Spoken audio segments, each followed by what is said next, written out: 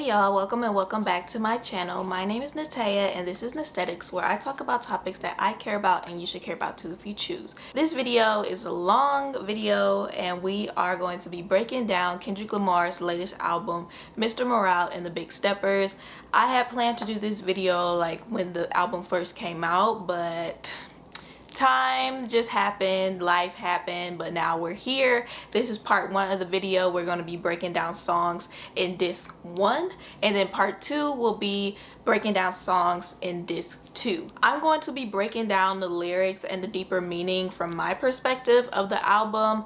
I tried not to look at like a lot of like genius annotations about the album and what certain lyrics meant. I really wanted to do my own interpretation instead of looking at other people's interpretations, but I did very minimal of looking at other people's interpretations for this so that it could be my own. First, we're going to start off by breaking down the album cover, and then we're going to go into breaking down each individual song. So when this album cover first came out, not gonna lie, I did not understand it and I did not like it. As you can see, Kendrick Lamar, he has a crown of thorns on his head with a gun tucked in the back of his pants. His partner and mother of his children, Whitney, is on the bed holding another one of his children. I think Kendrick Lamar he was portraying how he is the savior and protector of his family. A lot of men, especially when they become fathers, they feel like they are the protectors, they are the leader of their families. So I feel like he is portraying himself as the protector of his partner and his children, and he will do what he needs to do to protect them, even if it is by gunfire.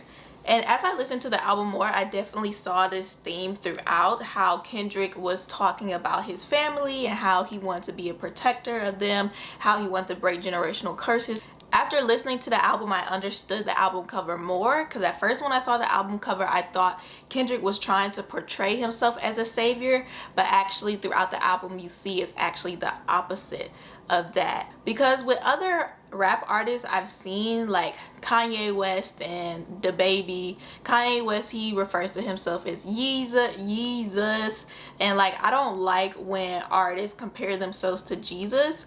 I think it's really weird to me. And as you can see with Kendrick Lamar, he wasn't really comparing himself to Jesus, saying he was a savior, but in other ways how Kanye West and DaBaby, like DaBaby's rap artist name actually used to be Baby Jesus. Other rap artists have used this like representation of Jesus as showing themselves looking like Jesus in different ways, but Kendrick Lamar put a spin on this and it wasn't the same. So now I want to go into breaking down the album title as well. So Mr. Morale and the Big Steppers. The way I broke down this title, it seemed like disc 1 represented the Big Steppers, disc 2 represented Mr. Morale, which is Kendrick Lamar, and then disc 3 kind of got added with the Heart Part 5, and I wasn't really able to think of what that disc really represented.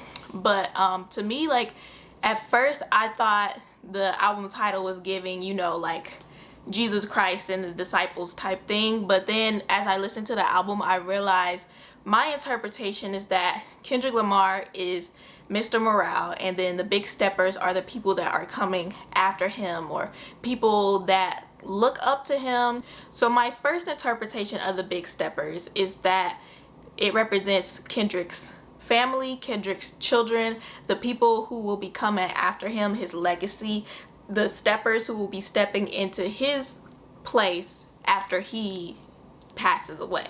And then also I believe a second interpretation of the Big Steppers is just like the community of people who support Kendrick, his fans, the people who look up to Kendrick.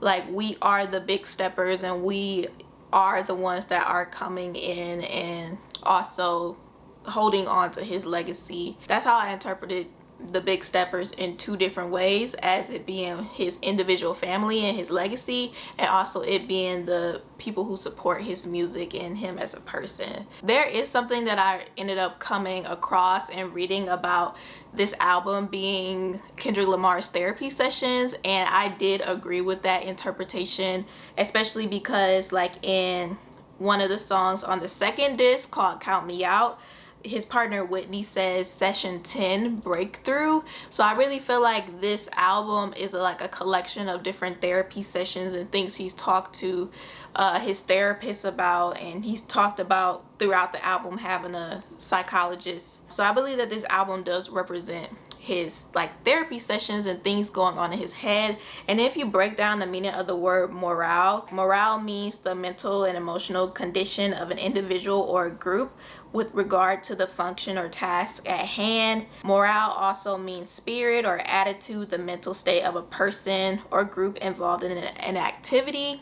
And Kendrick Lamar is definitely explaining his mindset, maybe his mindset like throughout the pandemic or things that have happened to him in the past, traumatic experiences, and how that has shaped his mindset and how he's letting all of these emotions out through like therapy sessions to heal from this stuff. Also, another interpretation could be, like I was saying earlier, Jesus and the disciples. Even though the word is morale and it's not moral means to look at something that is considered to be behaviorally right or wrong. And I do think that Kendrick was portraying himself as a savior-like figure, but the album really wasn't giving like the interpretation of like Jesus and the disciples. But it does kind of seem like the album title and the cover, it kind of gives that sense of like Jesus and the disciples, Mr. Morale and the Big Steppers, but I didn't see that theme throughout the album. I think that the interpretation of Jesus and the disciples is like an oxymoron, because it's like that is the exact opposite of what Kendrick's album was really about in my eyes. Lastly, we're going to talk about the overall themes in the album that I caught on to, and then we're finally going to get into breaking down the individual songs. So the overall themes that I saw is just Kendrick's like reflections over the pandemic, just his reflection of life. A lot of us, like during the pandemic, we had a lot of time to reflect because we actually had to be still, we were on lockdown, etc. So I really feel like this album and the message and the theme in this album is a reflection of what Kendrick was going through or his mindset during the pandemic. Another theme is like him becoming a father and his role as a father now and what that means to him. Another theme is just his experience going to therapy and breaking generational curses and healing from generational trauma, especially with like his upbringing that we've heard about him growing up in Compton, especially in his very first popular album, Good Kid, Mad City, how we hear about Kendrick's life growing up in Compton. We hear a lot of that in that album, and I feel like in this album we're hearing about how he's healing from a lot of those traumatic experiences growing up in Compton and the things that he saw. Another theme is that Kendrick is saying that he is not our savior. A lot of people look up to him, a lot of his fans look up to him as like a savior figure, but through this album the theme is really that he's not a savior and he's human just like the rest of us. He's been through traumatic experiences like the rest of us. He has flaws just like the rest of us. This album really brings out the message that Kendrick is not a savior, but he's just human just like everyone else. The last two themes that I caught were love. Love felt like a big theme throughout this album, just love in general, and some of the songs, which I'll talk about soon, they remind me of the song Love off his last album, Damn. So I really feel like this album is a personification of love, like some of the songs are. I saw that as an overall theme. And then lastly, the struggles between him and his partner Whitney, who he has children with. I really feel like that was a big theme throughout this album as well. So finally we're going to get to breaking down the individual songs. So we're going to start from song number 1, which is United in Grief. So the intro of United in Grief, it says, I hope you find some peace of mind in this lifetime. I hope you find some paradise. Tell them the truth. I've been going through something, 1,855 days. I've been going through something, be afraid. So I did see, and I did end up reading that that time period is like the time between when Damn was was released and when Mr. Morale and the Big Steppers was released. So like I was saying earlier, I really feel like this album is a portrayal of the things that he went through during the pandemic, and also just between the time that his last album came out and this album, just the things that he's gone through, because I believe that between Damn and Mr. Morale and the Big Steppers, he became a father. This statement is just saying, trying to find peace of mind, especially with everything that had been going on from his last album to now. His last album came out in 2017, and he talked a little bit in that album about like Trump being in office and, you know, the transition from Barack Obama to Trump. So like during that whole time, like between Damn and Mr. Morale, we got a new president, and also like the finishing of Trump's administration. So it's just a lot of stuff that went on between his albums, and I think that Kendrick is like, I've been going through a lot through that time period, and now I'm ready to speak to y'all and tell y'all what's on my mind. Then we get into verse 2, which says, what is a house with a better view, a family broken in variables? What is a rapper with jewelry, a way that I show my maturity? I went and got me a therapist. I can debate on my theories and sharing it. I wake in the morning, another appointment. I hope the psychologist listening. So first, like breaking down the first part of this verse, like what is a house with a better view, of family broken in variables? And I believe that's speaking to like, even if you have money, and let's say that your family, they move to a bigger house, if that family is still broken, even though the house has a better view, money does not repair a broken family. Money does not repair what needs to be healed.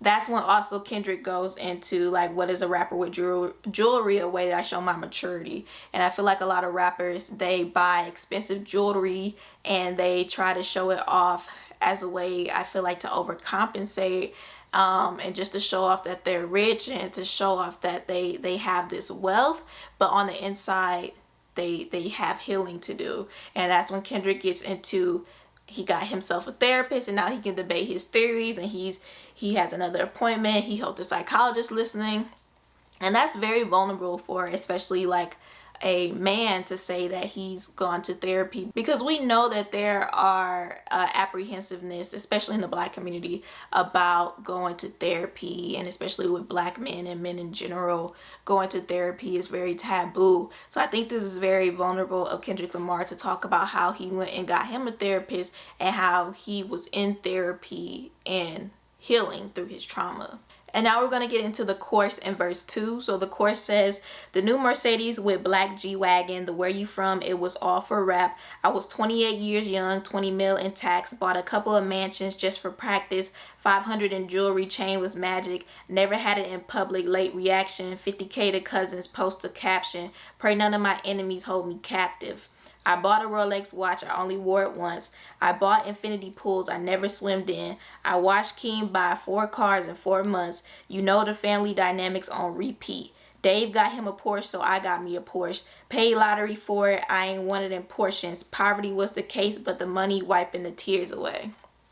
So this is just showing how, like, especially Black rappers and Black people who have a lot of money, they use their wealth and they spend it on material things just to spend. And like Kendrick said, I bought a Rolex watch, only wore it once. We as Black people, we buy these Rolex, we buy the Chanel bag, we buy the Louis Vuitton, because we're trying to overcompensate, and we're trying to show people that, yeah, Black people can be wealthy, Black people can wear designer and have nice things, and we're trying to overcompensate for this low self-esteem that we have. And I feel like through these lyrics, Kendrick is saying, like, you know, I never had any of this stuff growing up, so now since I had the money, let me go ahead and get it. But it's like, we don't even really like that type of stuff. Like, you bought a Rolex watch because it's a Rolex, but you only wore it once.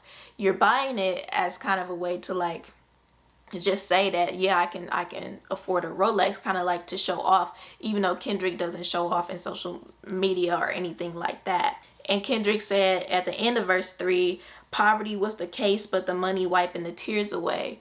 So it's like he's saying that inside, like he was impoverished, but the money that he had was wiping the tears away from his trauma, because they're buying all this stuff, but on the inside you can be wealthy on the outside, actually have all this money, but actually not feel wealthy on the inside. And I think Kendrick's song like Rich Spirit kind of speaks to that. You can be rich but not have a rich spirit. And I feel like in this verse Kendrick is saying that he didn't have a rich spirit, but he was rich and he was just buying stuff just because. I think it's unfortunate that Black people feel like they have to show off in order for people to feel like, in order for the public to feel like that us Black people are valuable. Then the refrain, it says, I grieve different, I grieve different.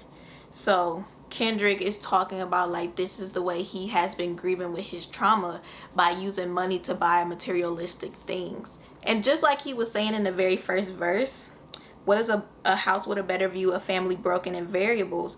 Money cannot buy like happiness, money cannot heal your trauma. So through money, it seems like Kendrick was grieving. And then verse 2 says, her first brother got killed, he was 21. I was 9 when they put Lamont in the grave. Heartbroken when Estelle didn't say goodbye. Chad left his body after we FaceTime. Green Eyes said you be okay. First tour, sex the pain away.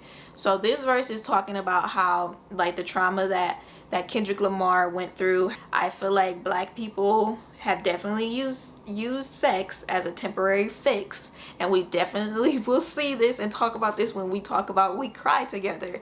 Black people and people in general, but the Black community, I feel like has used sex as a way to deal with pain and to deal with trauma, deal with their individual pains and traumas. And that's my like theory that doesn't have any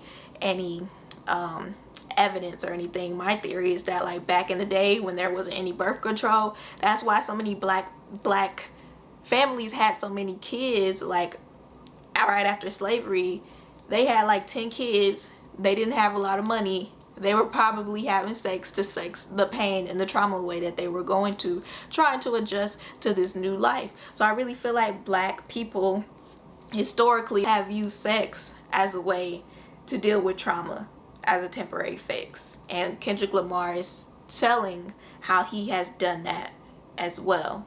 And then his outro, it says, I grieve different, everybody grieves different. So that is true, everybody grieves differently, and Kendrick Lamar was just telling us how he grieved throughout his lifetime with money and with sex. Everybody is grieving different right now, and Kendrick is saying that we are all united in grief because we are all going through so much as individuals. All of us have experienced some type of trauma going through the pandemic. These last, I don't even know how many years it's been at this point. It's just, we just call them COVID years, but we all have gone through some type of grief. We've lost people over these last few COVID years, and we're trying to transition. And it's like globally, like we all are united in grief, and we all are grieving differently. Now we're gonna move into N95, which I thought this was a fitting title for this song.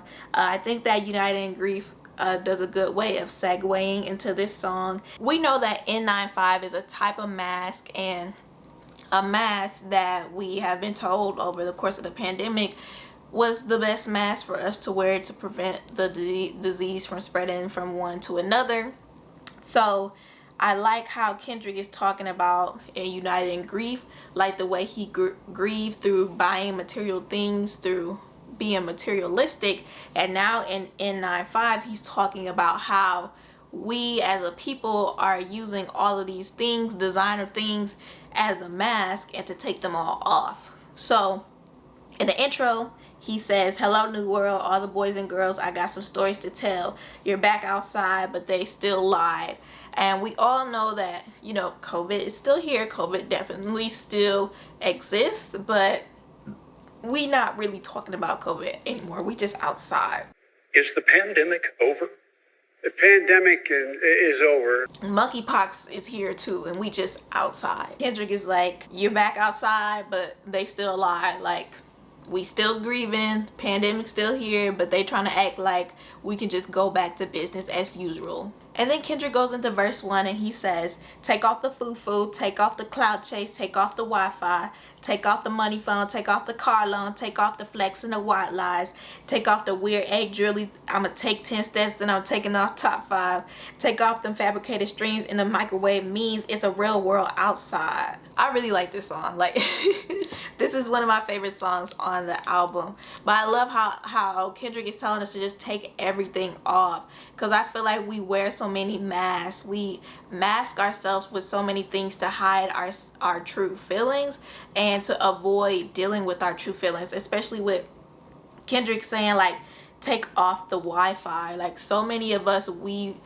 we didn't have Wi-Fi, like, we wouldn't know what to do. I remember watching a YouTube video recently where someone was saying, someone asked them, when was the last time you sat like in silence and did nothing? I feel like we are so reliant on our phones these days that we feel like we always have to be looking at a phone, always be looking at a screen, always have to be connected to Wi-Fi. And a lot of us really don't know how to just sit in peace and sit in silence and do nothing. Like, it's okay to be bored sometimes. It's okay to not be on social media sometimes. And that's what I love about Kendrick Lamar, is that he really does just, he's off social media. Like, he's not attached to his phone. It seems like he's not on it a lot. He's just living his life, and I love that for him. And that's something that I'm trying to get into more, you know, not using my phone as soon as I wake up in the morning, instead of reading a book, or just like not scrolling on social media so much and watching how much time I'm spending on social media every day. So I really love how Kendrick is telling us to take all of these things off, take off the clout chase. So many people are clout chasing, especially on social media.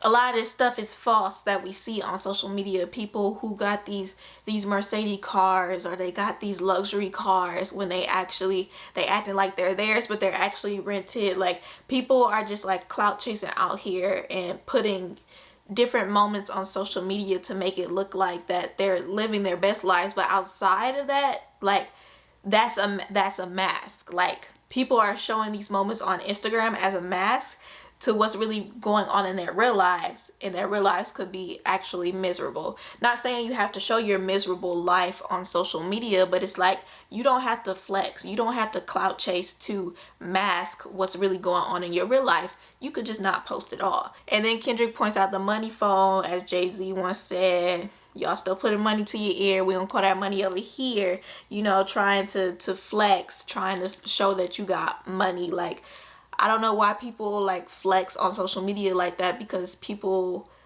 are jealous, people are envious, and if people see you with jewelry and money to your ear, like, some people are envious. Like, keep that to yourself. You do not have to flex for social media to get attention and to show people like, yeah, I got money, or pretending it could be somebody else's money.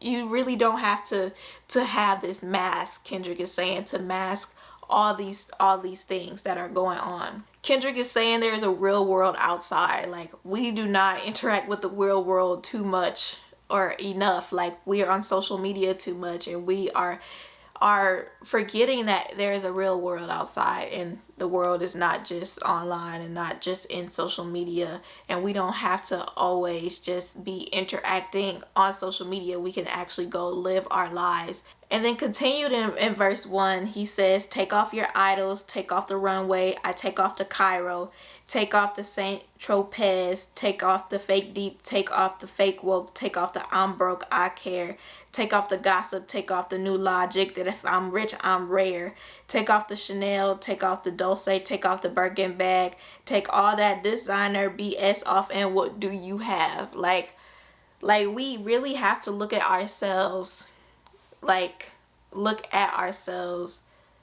without all of that stuff. Like, who are you if you take off all of that designer stuff? Who are you if you take off all of these masks? Like, do you know who you are if you take off all of these things? And I think that's what Kendrick Lamar is really trying to say here. And he's really criticizing social media and how on social media, these are all the masks that people put on. But it's like, who are you without all of this? And I think that being able to answer the question, who are you, is one of the most important questions that you should be able to answer. And I think that life is a self-discovery journey, because a lot of us are still finding ourselves. I'm on a new self-discovery journey now and learning more about myself, and I've been journaling every day for like 32 days as of today. So it's like we all need to be able to say who we are without all of these masks on. Like, who are you? Also, this song N95 reminds me of a lyric in Worldwide Steppers, which is the next song. And in Worldwide Steppers, Kendrick says, "The media is the new religion, you killed the consciousness." And I really feel like the media is, especially social media, is what a lot of people are following. That's people's religion. Like, oh, everyone's saying they want to be a millionaire by 30. I gotta hustle and make sure I'm a millionaire by 32. Or it's just like all this stuff on social media, Kendrick is saying, is killing our consciousness, and we're not able to think for ourselves. It's like, you do not need to have a house, a car, your own business in your 20s. Like, you do not need to have all of that. You do not need to hustle. Like, it is okay to rest. Like, it is okay to sleep. Like, on social media, like, it's this new religion that you just have to be hustling all the time, and that's not healthy, and that's not true. So now we're going to move into verse 2. Kendrick says, "The world in a panic, the women is stranded, the men on a run. The prophets abandoned, the law take advantage, the market is crashing, the industry wants N's and B's to sleep in a box while they making a mockery following us. This ain't Monopoly watching for love, this ain't monogamy, y'all getting effed." So I really feel like Kendrick is saying we getting effed over by the world right now. Now we're going to move on to the next song, Worldwide Steppers. In verse 1, Kendrick says, "Playing baby shark with my daughter, watching for sharks outside at the same time. Life as a protective father, I'd kill for her. My son Enoch is the part 2. When I expire, my children make higher valleys. In this present moment, I saw that through. Asked Whitney about my lust addiction, text messaging bees got my thumbs hurt. Set precedent for a new sacrilegion, writer's block for 2 years, nothing moved me. Asked God to speak through me. That's what you're hearing now, the voice of yours truly." I think this is so beautiful. When I'm reading like the lyrics, it sounds like poetry to me. And as a poet, like, I really feel like Kendrick is a poet and a rapper. So this just sounds like poetry to me. And starting off with the beginning of the first verse, "Playing baby shark with my daughter, watching for sharks outside at the same time. Life is a protective father." Like I was saying earlier, this is definitely a theme within this album. Kendrick, you know, realizing his role as a father and wanting to be protective of his family, being protective of his daughter. And I really love that. I really love that Kendrick is like stepping into this role as a father and just like saying how he takes this role as a father seriously, and he wants to be there for his daughter. He wants to be a protective father. And then he talks about his son. "When he expires, my children will make higher valleys." So as I was saying earlier, Mr. Morale and the Big Steppers, Kendrick Lamar is Mr. Morale. The Big Steppers are his children, because when he expires, they'll be the ones that'll be coming through and stepping into his shoes or fulfilling his legacy. He also mentions like his lust addiction. He talked to Whitney about his partner, and that's something that he's dealt with. And I feel like through these therapy sessions that Kendrick had, that possibly could have been something that he discussed with his therapist. And he had writer's block for 2 years, nothing moved him, and asked God to speak through him, and that's what we're hearing now. So I love that Kendrick, even though he had writer's block, and you know, we hadn't heard an album from him since 2017, possibly, you know, during that time, maybe 2018, 2019, he had writer's block, and then 2019 and before the album came out, that's when he finally got to his pen moving again and got ideas and stuff. So I love that, like, his connection with God, and he was able to ask God, like, you know, I'm looking for inspiration. I'm trying to to create a new album, and I have writer's block, and now God is speaking through him, and that's what we're hearing now. So that makes sense, like why Kendrick portrayed himself as like a savior figure as well, because God spoke through Jesus Christ, because Jesus Christ is God. So it's like Kendrick basically like prayed to God, asking that he speak through him and that he give him the words to say in this album and to write. And that's what Kendrick is doing now, and that's what we're hearing. So it all correlates in that way, how Kendrick is portraying himself as a savior, but he's not really saying that like he's a savior, but God is speaking through him as if he were a savior. Hopefully that makes sense. So now we're gonna move on to song number 4, Die Hard. And in this song, Kendrick definitely addresses his infidelity and his relationship with Whitney. So in the intro, Kendrick says, I pop the pain away, I slide the pain away. In the chorus, this artist says, I hope I'm not too late to set my demons straight. I know I made you wait, but how much can you take? I hope you see the God in me, I hope you can see. And if it's up, stay down for me. Then Kendrick says in verse 1, do you love me? Do you trust me? Can I trust you?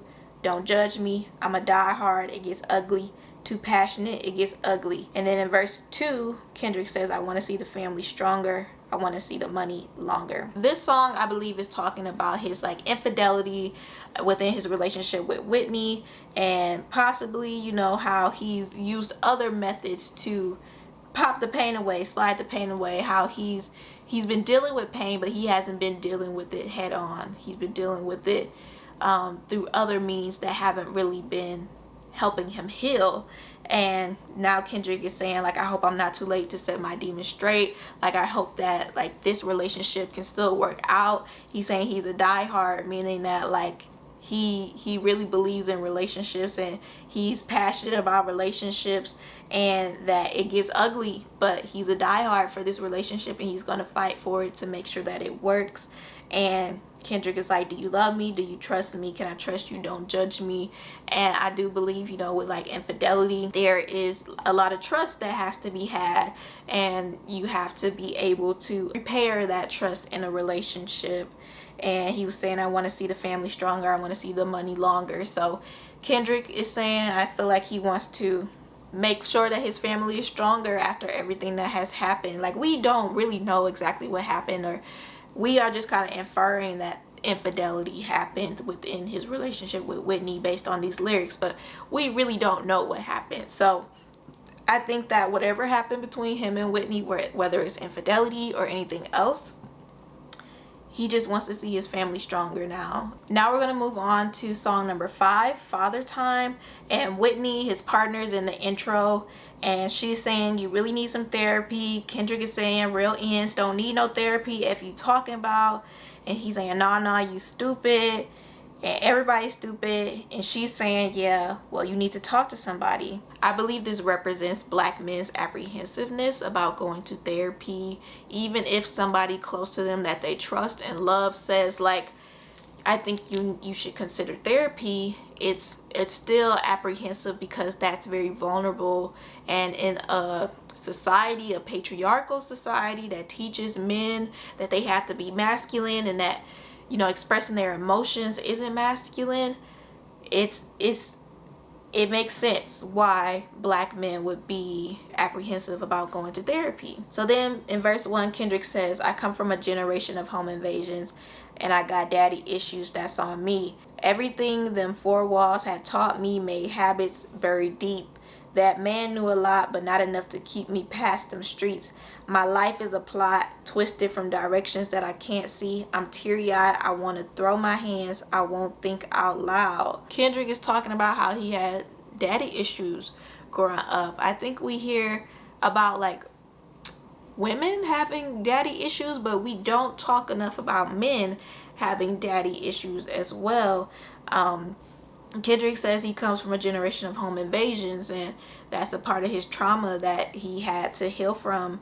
And He also talks about how he's teary-eyed, he wants to throw his hands, but he can't think out loud. So that's like he can't express his emotions, or he doesn't have the emotional intelligence or maturity to be able to think out loud and to be able to express his feelings. This verse really talks about like black men and their relationship with their fathers. Some black men, their fathers were absent. Some black men, their fathers were there but didn't teach them like how to go about life being a black man, or what does it mean to be a black man.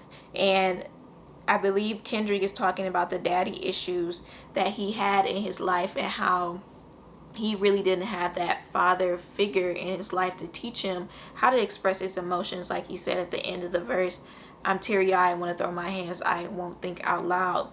So then that goes into verse 2. I got daddy issues, that's on me. Looking for I love you, rarely empathizing for my relief.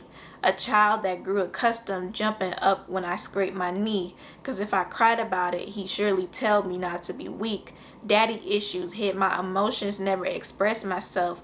Men should never show feelings, being sensitive never helped. His mama died, I asked him why he going back to work so soon. His first reply was, son, that's life, the bills got no silver spoon.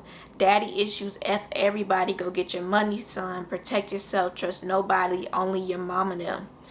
This verse is so deep. Like, this verse is so deep. And again, another verse that just sounds like poetry to me. So just boys growing up not being able to express themselves.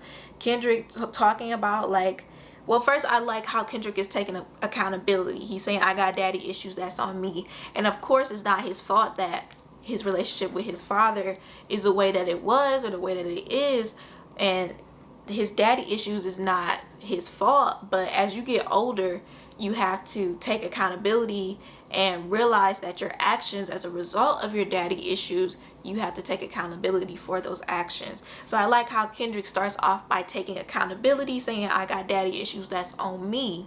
And then he says, looking for I love you, rarely empathizing for my relief. A lot of men don't hear I love you growing up, especially not from their fathers, not from their father figures. And I love you is such like a, it's seen as such like a feminine phrase, and it's not. Like, everybody deserves love, everybody deserves to hear I love you. Like, it's not feminine, it's not gay to say I love you to another man, to say I love you to your son. Like, there's nothing wrong with that, but a lot of boys who are now men grew up believing that they couldn't say I love you to other men that they love, whether there's their fathers, their uncles, etc. A child that grew accustomed jumping up when I scraped my knee, because if I cried about it, he surely tell me not to be weak. We hear this all the time, how like when boys, they scrape their knee when they're younger, they're told not to cry, they're told not to be weak. If you cry, you're weak, you're not a man. But boys should be able to express their emotions so that when they become men, they feel more open and more comfortable expressing their emotions with other people. Even if a boy, he grows up in an environment where he's taught that he can express his emotions, the world can still teach him, the patriarchal world can still teach him that it's not okay to express your emotions. So even if a boy does grow up in a safe environment that way, that doesn't necessarily mean that he will grow up to be a man that can and is willing to express his emotions, which is sad and tells us what this world, how this patriarchal world really works. Daddy issues hid my emotions, never expressed myself. Men should never show feelings, being sensitive never helped. Still going off of what I was saying, how men and boys weren't allowed to show their feelings, and boys and men should be allowed to show their feelings and express their feelings in a healthy way. And continuing this verse, Kendrick says, this made relationships seem cloudy, never attached to none. So if you took some likings around me, I might reject the love. Daddy issues kept me competitive, that's a fact. I don't give a F what's the narrative. I am that end. My ends ain't got no daddy. Growing up overcompensating. Learn ish about being a man and disguise it as being gangster. I love my father for telling me to take off the gloves, cause everything he didn't want was everything I was. And to my partners that figured it out without a father, I salute you. May your blessings be neutral to your toddlers. It's crucial. They can't stop us if we see the mistakes. Till then, let's give the women a break. Grown men with daddy issues. This hits. Like, this whole song hits. Like, when you really look at the lyrics of this song hits so hard. So Kendrick is talking about how his inability to express his emotions growing up and how that wasn't welcomed growing up, that affected his relationships with women, his romantic relationships, as he got older. And yes, like, that's what happens when men aren't able to express their emotions growing up. It's hard for them to express their emotions with their partners when they become involved in romantic relationships. So I'm sure this is something that impacted him and Whitney's relationship, and that's why in the beginning of this song, Whitney is like, you need therapy, and Kendrick is like, real ends don't need no therapy. And now Kendrick is telling us, like, I had to come to terms with, yes, I do need therapy. It's okay to go to therapy, and all of these things that I learned growing up about being masculine and being a man were not true, and that it's okay to express my emotions. And Kendrick also says, like, my ends ain't got no daddy. Growing up overcompensating. Learn ish about being a man to disguise it as being gangster. I see that as well. Like, men think masculinity is being gangster because of what they learn growing up. Being gangster does not make you a man. Not showing your emotions does not make you a man. And after I went to this event a week or so ago, that was like a healing event between black men and women to have a discussion about how we can heal together and come together as a collective. We talked about how everyone, not just black men, but everyone should have a balance of both masculine and feminine energy. We kind of see, like, men as being masculine, women as being feminine, but my favorite symbol is the yin and yang symbol. And also, I'm a Libra, so I really do believe in balance, and I think that we all should have a balance of masculine and feminine energy. It's not that men should just be masculine and overcompensate and try to be gangster, but actually, like, also balance that with feminine energy. And with men hearing that, as we were talking about at the event, men hear feminine energy and they think, like, no, like, I'm not supposed to have feminine energy. But I really do believe that we should have a balance, instead of us just thinking that men are masculine, women are feminine.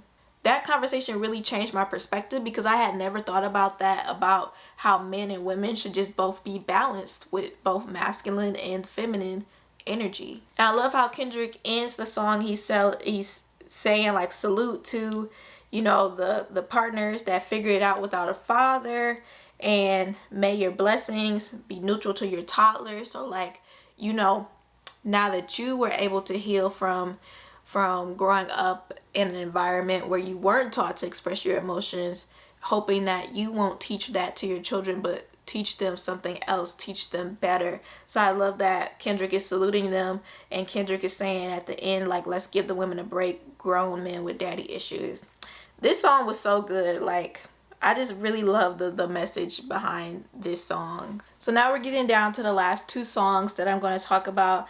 I'm not going to break down Rich Interlude or Rich Spirit. So now we're moving on to We Cry Together. Another one of not really my favorite songs, like, sonically, but just liking the message behind it. And when I first heard We Cry Together, I was like, what did I just listen to? And I love how the intro, it says, this is what the world sounds like. And as Kendrick was stating earlier in the album, the world is in panic. And I think that what Kendrick is saying through the intro, like, this is what the world sounds like, it's just like, through the past few years, especially with black men and women, I feel like online especially, there has been so much, like, tension, and there has been so much, like, especially on YouTube, between like black male guru channels, black femininity channels talking about black women, talking about black men, all these channels like talking down on each black man, black woman, the rise of like manosphere content. It's just so much. And it's like literally this is what the world sounds like. We sound like, especially the black community, sounds like we're in just this large heated argument that has been going nowhere. I think what we see on social media is a heightened version of what we are probably experiencing in real life. Because on social media we see like these arguments or these tensions between black men and women, but in real life some of us, at least not me, we don't really experience that much tension between black men and women. So that's just my theory, but I could be wrong. I really love how this song is a conversation, and I haven't heard too many songs do this, and I think it's really creative to be able to do a song like this where you're having a conversation, where it's a full conversation throughout the whole song. And this song like kind of reminds me of like this LL Cool J song called Doing It, which is a conversation throughout that song as well. It doesn't have the same meaning, but it's just a conversation throughout the song. And I really love the short film as well for this song. A lot of music videos, like they will lip sing the song. They'll have the song playing and the artist will be lip singing the song while doing the music video. But actually Kendrick Lamar and Taylor Page, they actually really recited the song, the conversation, over the music in real time. And also if you watch the short film, it's all one take, it's no cuts. And I think that's just, as a filmmaker's perspective, that is so cool to me, like how the film was no cuts at all. I really love that. Unfortunately, this song is reality for some people, and unfortunately there are relationships like this, and then they end up, as I was talking about earlier, with sex and really not talking about what needs to be talked about. And that's why in the outro Whitney says like, stop tap dancing around the conversation. Black people have definitely tap danced around conversations by just having sex and not actually communicating and having a conversation about what needs to be talked about. So I'm not gonna break down like the actual lyrics in this song, but because we all like know we know what the song means, and we know the lyrics and how it's an argument between the two. But I really like how this song, it shows that like in relationships, or how people, they use sex as a band-aid repair and not really communicate. And I feel like too many of us aren't communicating in our relationships enough. And it's cliche to say, but communication really is key. And it's really the glue of relationships. So I thought it was also interesting that this song and video, they said, was recorded in 2020, right before the shutdown in the US. So that kind of makes me think about the timeline of this whole album, because this album is very like, it's thematic, like it has a theme, and all the songs really go together very well. So it makes me think about like, okay, like was this one of the first songs that Kendrick recorded for this album, and then he recorded the rest? Because like United in Grief, N95, those are songs that clearly point to the pandemic, so he had to have recorded those, written those after the pandemic. And I like how all the songs are just so seamlessly throughout the album, even though they were written at different time periods. So I thought that was an interesting fact. But We Cry Together is definitely it's a song that was needed, and I like the message behind the song. And I think that hopefully this, even though a lot of people did like this song as well, hopefully people realize that we need to stop glamorizing these type of relationships where it's like traumatic and arguing and then ending with makeup sex. Like we need to stop glamorizing those things, and we actually need to be having conversations together in order to heal together. And the last song on this album is Purple Hearts. This one, I keep saying every song is like one of my favorite songs. I love the whole album. So Purple Hearts, I really love this song. And the chorus, it says, tippy toeing and I'm mud walking, Rolling sevens, I ain't ready for no coffin. I know y'all love it when the drugs talking, but shut the F up when you hear love talking. Shut the F up when you hear love talking. If God be the source, then I am the plug talking. Yeah, baby. Yeah, baby. Yeah, baby. So I like how Kendrick is saying like how people should speak purely out of love instead of having to use drugs in order to speak. As you know, like people, when they have alcohol, they say that when people are drunk, the truth comes out. I believe Kendrick is saying you should be able to speak truth, be able to speak love purely out of love without having to have alcohol in your system, without having to have drugs in your system, and not talking through the drugs, but speaking from your heart. Both this song and Die Hard remind me of the song Love off of his album Damn, just because like both of the songs have the theme of love. Then I like how this song comes right after We Cry Together, and you know, they're just having an argument and they're trying to make up through makeup sex. And I like how this song, it comes right after, and it's like, you know, we got to speak to each other out of love. We got to start loving each other more. And I think that this song goes perfect after We Cry Together. And I believe that this song is talking about like love and healing and having an open heart, and that's exactly what was needed after that We Cry Together scene and that conversation and everything. I also think this song is similar in meaning to the song Purple Rain by Prince, and I was trying to figure out, you know, what does Purple Hearts mean and what's the meaning behind, you know, the title of this song. So I looked up what Purple Rain meant, and according to Prince, the song Purple Rain meant when there's blood in the sky, red and blue equals purple. Purple rain pertains to the end of the world and being with the one you love and letting your faith/God guide you through the purple rain. I really feel like this meaning of purple rain correlates with verse 3. Faded pictures, this global madness, the intervention. This world's in the twilight zone. This is the fifth dimension. God, please blow the whistle. We need an intermission. My good deeds in front of your door. I'm standing by the entrance. Bow your heads for just God's sake. Listen what the stars say when I say it's God's way. So this song does have themes of like God, and it also has themes of love, and it also has themes of relationships. And my interpretation is just that like it seems like Kendrick and Whitney throughout their relationship, they went through a lot, and they feel like even though like they've been through a lot in their relationships, that they are going to be with each other, like with Purple Rain, being with the one that you love, and letting their faith guide them through this difficult time in their relationship. Even though Purple Rain is talking about like the end of the world and like the end of something, I think that Purple Hearts is like, it's not the end of the relationship, but like starting a new beginning of the relationship and letting their faith guide them through this purple rain, Purple Hearts, this ending that is going to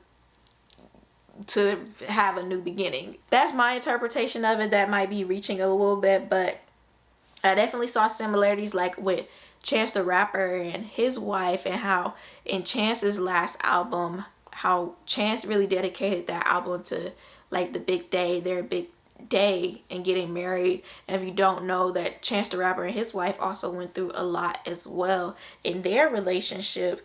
I think similarly with Purple Hearts, Kendrick and his partner Whitney, he's talking about the struggles they've been through in their relationship and how they're going to come out of it stronger. So that's the end of part 1 of this video. This is definitely the longest video I have ever made. At first I was trying to make this whole album into one video, and I was like, I cannot do that. This script for this video was literally like 12 pages long. So stay tuned for part 2, where I'll be breaking down the second disc of this album. I hope you all enjoyed this video, and if you made it this far, thank you so much for watching. Let me know your thoughts and interpretations of Kendrick Lamar's album in the comment section below. Do you agree with my interpretations, or do you have different interpretations? Let me know, and I will see y'all in my next one.